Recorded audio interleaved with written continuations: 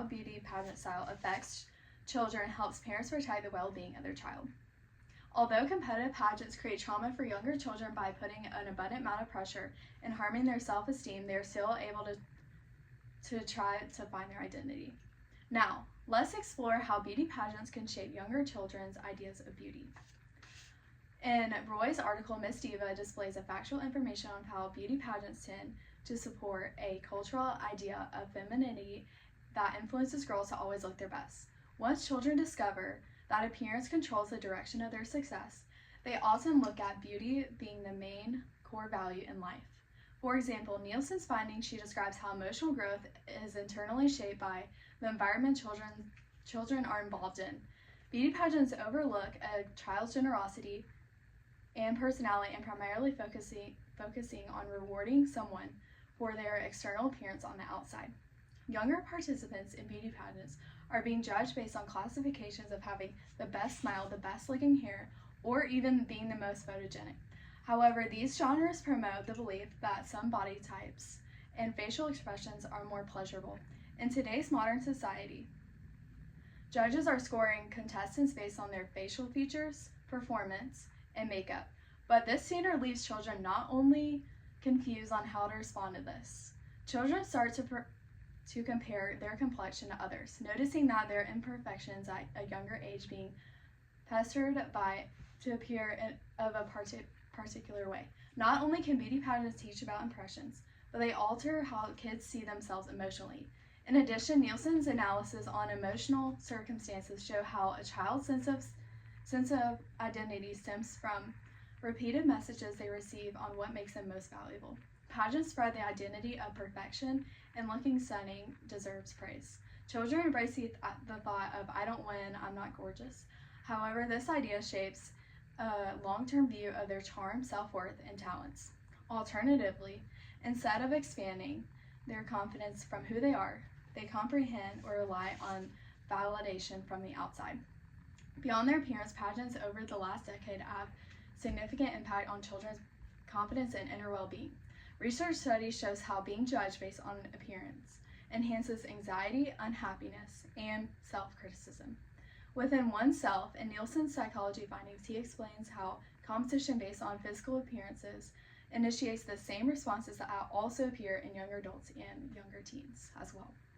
Pageants are often known as use of public scoring vibrant lights in comparison to other participants to pressure children into performing flawlessly.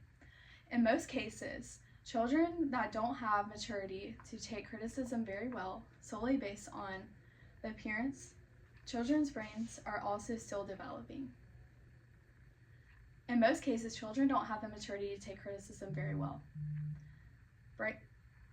Children's brains are still developing. Their thought process of shifting their mindset to, I didn't win, or I'm not good enough for this, when judges make a remark on their posture, outfits, or makeup. Children don't take these comments very lightly. At a young age, a child's sense of identity is delicate, and pageants don't purposely connect their self-worth to how they appear. Although some pageants build confidence, real confidence ultimately comes from positive affirmation and friendships, not comparison made by others. While winning is temporary emotional feeling, it does not lead down a path of resilience. As a matter of fact, children who don't depend on applause or winning trophies may struggle with the most distress, differences, and bitterness. There are also emotional pressure that children face that impacts mental health, mainly for younger children who are still developing their identity. Exposure to scoring placements weekend after weekend can form long-term insecurities and sensitivity. These common patterns can follow them into adulthood, but it shapes the way that they address their friendships, their self-worth, and school too. These specific effects factor into how there is a set cultural standard on children, and shows how beauty pageants not only change confidence levels, but also as femininity. In Roy's article, she explains how beauty pageants in India form a sense of pressure for women to always feel their absolute best in order to fit in. She makes a point that beauty pageants is referred to a requirement, not optional. Roy also makes a remarkable point that pageants promote a defined body type and style of clothing, strengthening and practical cultural models. In addition, the author expresses how regular pageants differ from full events that go along with the entire weekend because traditional pageants primarily focus on high standards and appearance. From observing or engaging in pageants, children learn very quickly that femininity is something that children have to perform or sell in especially. Roy communicates how beauty pageants shape a particular vision of femininity, a person who is elegant, confident, independent, and attractive. Because these traits relate to appearance on the outside, younger children may believe that they also have to fit in to become someone that they aren't accepted in society. On the other hand, some may claim that beauty pageants celebrate tradition and customs. However, Roy's discovery ultimately displays how these cultural ideals don't necessarily entitle children, but they pressure them into obeying. Being able to recognize how beauty pageants can influence culture, levels, and complexion demonstrates how important it is to preserve children from environments where they are being judged based on their appearance rather than self-worth on the inside.